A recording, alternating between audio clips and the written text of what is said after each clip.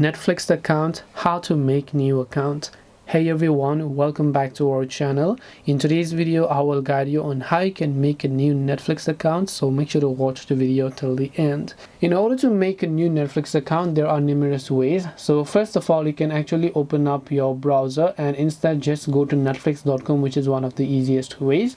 When you go to netflix.com, if you're logged in, first of all make sure that you sign out of that account. So I'll just go ahead and sign out first. And after I've done that, let's say I want to go ahead and then basically create a new account. Here I'll just tap the sign in option, and here you'll find the option called new to Netflix, sign up now. So here you can just tap the sign up now option, and as you do that, you can simply enter the email address that you would like to use for your Netflix account here. And once you go ahead and enter that, you can tap on get started and make sure to enter the password if you have created a password already.